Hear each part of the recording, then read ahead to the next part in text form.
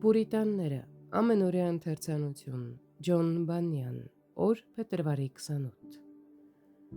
Նա կօրհնե տերիցը վախեցողներին, փոքրերին մեծերի հետ։ Սաղմոս 115 գլուխ 13 խոսք։ Երանելի է այն մարդը,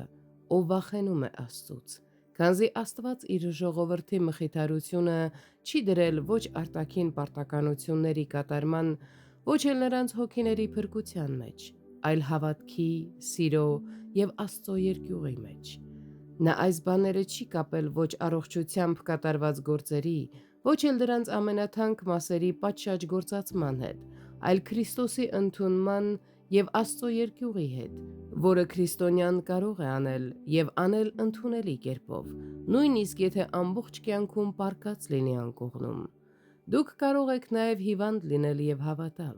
հիվանդ լինել և սիրել, հիվանդ լինել և վախենալ Աստծուց և այդպիսով լինել երանելի մարդ։ Եվ այստեղ խեղճ քրիստոնյայի համար կա պատասխանի միջոց նրանց համար, ովքեր նրան ծաղրում են դատապարտելով իր նվաստացած ծագումը կամ աշխարհի իմաստության փառքի կարճատևությունը։ Իրականում նա կարող է ասել. «Ես գոմաղբից եմ դուրս եկել, ծնվել եմ ցածր ու թշվառ վիճակում, բայց ես Աստծուց վախենում եմ։ Ես աշխարհիկ մեծություն կամ արտասովոր բնական կարողություններ չունեմ, բայց ես Աստծուց եմ վախենում»։ Երբ Աբդիան հանդիպեց Եղիային,